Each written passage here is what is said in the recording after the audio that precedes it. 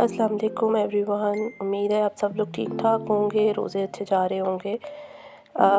समोसा पट्टी बनाने की रेसिपी शेयर करने लगी हूँ आपके साथ। मैदा मैंने गूंद लिया था और मैदा मैंने बिल्कुल ऐसे ही गूंदा जैसे नॉर्मल आपने सिर्फ 1 किलो मैदा में 1 चम्मच नमक डाल के और उसको पानी से गूंद लेना है। गूंद के आपने उसको कुछ देर के लिए फ्रिज में रख देना है, या एटलीस्ट अगर काउंटर पे भी छोड़ते हैं तो कुछ देर का रेस्ट उसको आपने ज़रूर देना है। अब सॉरी, ये मेरे पास 1.5 किलो मैदा था, ठीक है। तो मुझे ज़रा ज़्यादा अमाउंट में बनानी थी, लेकिन अगर आप बिगिनर हैं ना तो फिर आप प्लीज़ इसको सिर्फ 1 कप मैदा से स्टार्ट करें, क्योंकि इसकी टेक्निक थोड़ी सी है टिपिकल। आप एक दफ़ा सीख जाएंगे तो फिर आप ज़्यादा अमाउंट में भी उसको डील कर लेंगे। अच्छा जी, अब ये मैंने एक पोर्शन लिया गूंदे हुए आटे का, और उसको इस तरह से मैंने उसकी एक बिग सी लोफ जैसे बना ली है। और अब मैं उससे छुरी से काट के ना इस तरह छोटे छोटे पेड़े उसके कर लूँगी। अगर आप वैसे ही हाथ से उसका पेड़ा बनाने की कोशिश करें ना, खींच खींच के जैसे हम करते हैं, तो उससे ये होता है कि कभी छोटा कभी बड़ा पेड़ा बन जाता है। लेकिन अगर आप इस तरीके से इसको छुरी से काट काट के और एक फिर इक्वल साइजेस बराबर बराबर के पीसेस में ये कट जाता है, तो आप इसके एक ही साइज़ के पेड़े जो हैं वो बना सकते हैं, ठीक है। इस तरह से आप इसको सारी को पहले काट लेंगे, उसके बाद आप इसके पेड़े बनाएंगे। पेड़े बनाने के बाद आप इसको किसी ऐसी जगह पे रखें जहाँ पर ऑलरेडी मैदा जो है वो डस्ट हुआ हो, मतलब मैदा मौजूद हो। बिल्कुल खुश्क जगह पर रखेंगे तो चिपक जाएगा मैदे के साथ। अब ये मैंने अपना कटिंग बोर्ड लिया और उसके ऊपर मैदा डस्ट करके तो उसके ऊपर मैंने ये सारे पेड़े जो है रख दिए। अब एक्चुअली मेरे पास 1.5 किलो था मैदा गूंदा हुआ, तो मैंने उसको 3 हिस्सों में डिवाइड करके इस तरह से उसके पेड़े बनाए थे। तो अब ये मैं पहले सब जो भी हैं इसके पीसेस करके और इनके छोटे छोटे पेड़े जो हैं वो बनाऊंगी। और उसके बाद जो है इनको इसी तरह से डस्ट की हुई सरफेस के ऊपर, मैदे से डस्ट की हुई सरफेस के ऊपर रख के और फिर मैं इनको रखती जाऊंगी।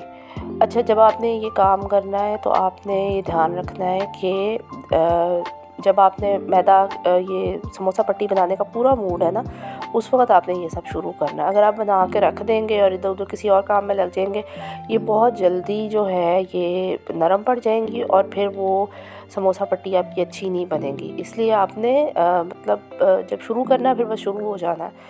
अच्छा, अब यहाँ पर आप देखिए, मैंने साइड पर एक बाउल में कुकिंग ऑयल लिया हुआ है और एक बाउल में मैंने खुश्क आटा जो है वो लिया हुआ है। अब कुकिंग ऑयल की लेयर लगाऊंगी। इस तरह से मैं इसकी छोटी छोटी रोटियां बेल रही हूँ। बहुत ज़्यादा भी नहीं आपने इसको करना और बहुत मोटा भी नहीं रहने देना, ठीक है। अब इसके ऊपर पहले मैं ऑयल की लेयर लगाती हूँ। ऑयल की आपने जिसको कहते हैं खुले दिल से जेनरसली लेयरिंग करती है ऑयल की, ठीक है। और उसके बाद उसके ऊपर मैदा जो है वो छिड़कता है, क्योंकि अगर आप मैदा और ऑयल जो है उसकी प्रॉपर प्रोपोर्शंस नहीं लगाएंगे, लाइक आपने कुकिंग ऑयल कम लगाया और मैदा डाला, तो वो फिर आपकी जो परतें हैं ना वो लदा लदा दी होगी। ऑयल आपने काफ़ी सारा लगाना है, जैसे मैं तकरीबन 2 चम्मच भर के लगाती थी और उसको फिर ब्रश से स्प्रिंकल कर देती थी, अच्छे से फैला देती थी, फिर उसके ऊपर मैं मैदा डस्ट करती थी। और इस तरह से मैं तकरीबन 5-5 रोटियों की एक एक लेयर जो है वो लगा रही हूँ, ये आपके सामने है। 5 से 6 रोटियों की। और इस दौरान आप अपनी जो काउंटर टॉप है ना जिसके ऊपर मैं ये बेल रही हूँ, उसको आप साफ़ भी करते जाएं, क्योंकि इसके ऊपर मैदे के टुकड़े, ऑयल के टुकड़े वो जम जाते हैं और वो भी फिर आपकी रोल पट्टी को ख़राब करते हैं। तो इस तरह से आप सारी जितने भी पेड़े हैं ना इनको आपने बेलना है, उनके ऊपर ऑयल लगाना है, ऑयल को अच्छे से फैलाना है, फिर उसके ऊपर आपने मैदा डस्ट करना है और उसके ऊपर दूसरी रोटी रखनी है। और साथ साथ आपने अपनी सरफेस को साफ़ और क्लीन भी करते जाना है। तकरीबन 5-5 रोटियों की आपने ऐसे लेयरिंग कर कर के तो आपने इसके पेड़े बना बना के अगेन मैदे से डस्ट की हुई किसी ट्रे में आपने इसको रखते जाना है। और फिर आप एक ही दफ़ा इन सबको हम प्रॉपर बेल के इनकी जो परतें हैं तो वो लदा कर लेंगे।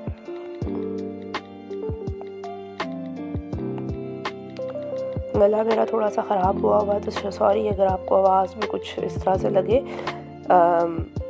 मैंने एक्चुअली ये जो मैदा है 1.5 किलो लिया था और मैंने इससे 3 तरह की चीज़ें बनाई थी। कीमे वाले समोसे आलू वाले समोसे और उसके बाद मैंने स्प्रिंग रोल्स जो थे, वेजिटेबल रोल्स जो थे वो बनाए थे।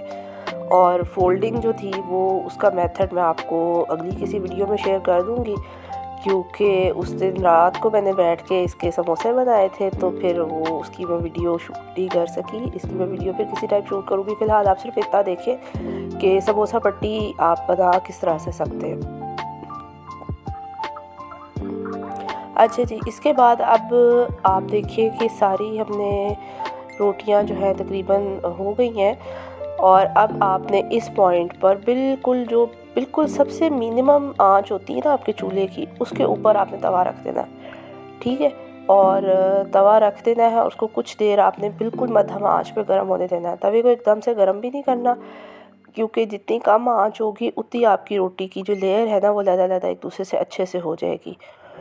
तो इस पॉइंट पर जब आप देखिए कि आपके पास कुछ ही रोटियां बच गई है और आप बस उनका फाइनल करने लगे हैं, तो आप वहाँ पर तवा जो है वो रख दें गर्म होने के लिए। अच्छा जी, और इसके बाद हमने अब सारी रोटियां बेल ली हैं। मैंने तवा रख लिया है और तवा बिल्कुल मध्यम आंच पर है, और साथ में मैंने ये आपको नज़र आ रही होगी एक परात है, उसमें मैंने एक रुमाल बिछाया। अब इस रोटी की मैंने एक बड़ी सारी रोटी जो है वो बेली है और उसको मैंने तवे पे डाल दिया। अब आप देखिए मैं यहाँ से इसकी लेयर्स को कैसे लदा करूँगी। इसी के ऊपर पड़े जब ये थोड़ी सी देखें साइडों से आपको नज़र आ रही होंगी, ये अलग अलग होना शुरू हुई हैं, तो हमने इनकी सारी लेयर्स को इसी गर्म तवे पे ही हल्का हल्के हाथ से एक दूसरे से लदा कर लेना। अगर आपको ऑयल और मैदा बहुत अच्छे प्रोपोर्शन में लगा होगा ना, तो कोई वजह नहीं है कि आप इसको बहुत आराम से यहीं पे एक दूसरे से अलग अलग कर सकती हैं। और इस तरह से देखिए थोड़ी सी रोटी पफ होती है तो इसके किनारे एक दूसरे से अलग अलग होना शुरू हो जाते हैं। किनारे अलग अलग होते हैं तो आप इनको आराम से एक दूसरे से पकड़ के और एक दूसरे से अलग कर सकती हैं। और उसके बाद फिर आपने इनको स्टोर करने के लिए इसी तरह से एक बड़ी सारी परात या कोई डिश, या इतना बड़े साइज़ का अगर आपके पास हॉट पॉट है तो वो सबसे बेस्ट है, उसमें आप रुमाल लगा के उसमें इन रोटियों को सीधा सीधा जो है उसमें रखें। और सो दैट कि ये रोटी जो है ये जितनी नरम रहती है, जितनी इसमें मॉइस्चर रहता है, उतना ज़्यादा ये सॉफ्ट इसकी फोल्डिंग आसान होती है। और कुछ लोग ये पूछते हैं कि हम मैदा पट्टी को, रोल पट्टी को कहीं स्टोर कर सकते हैं, तो मेरा नहीं ख्याल है कि हम इसको स्टोर करके इससे वैसा रिज़ल्ट ले सकते हैं जैसा इसका बिल्कुल ताज़ा रोल पट्टी का होता है। इसलिए कोशिश करेंगे आप बेशक थोड़े से मैदे को गूंद लें और उसे इस्तेमाल कर लें, लेकिन आप स्टोर ना करें। बेहतर ये है कि आप इसको बनाएं और फ़ौरन इस्तेमाल कर लें, और उसके बाद आप इसको ताज़ा ही, क्योंकि आपको इसमें इलास्टिसिटी रहेगी और ये इसकी जो फोल्डिंग्स है ना वो बहुत आसान रहेंगी। अदरवाइज़ समोसे बहुत बुरे हो जाते हैं, टूटना शुरू हो जाते हैं एक दूसरे से। अब ये देखिए जी, ये मैंने फाइनली अगले दिन जब मैंने समोसे सारे बना के उनकी पिक्चर एक ली थी, तो ये आलू वाले, कीमे वाले समोसे और रोल्स, तो ये मैंने सब जो हैं ये मैंने ज़िप-लॉक बैग्स में डाले हैं और अब मैंने इनको फ्रीज़ कर दिया था। और आजकल मुझे इनका बहुत फ़ायदा है, क्योंकि जब मैं कभी लेट हूँ यूनिवर्सिटी से तो फिर मैं बस यही गरम करती हूँ, फ्राई करती हूँ, और हमारी इफ्तारी जो है वो समहाउ अच्छे से हो जाती है। तो बाकी भी चीज़ें हैं, लेकिन वो नॉर्मली हम वीकेंड पर बना रही हूँ मैं, जैसे मुझे मेरे पास टाइम हो तो। अदरवाइज़ ऐसे बड़ा आसान है इस तरह से स्टोर करना और इनको जो है एक दूसरे से इनको प्रेजेंट करना, या अगर आपके पास वक्त कम है तो। कीमे वाले समोसे थोड़े ज़्यादा अमाउंट में बने थे, आलू वाले कुछ कम बने थे।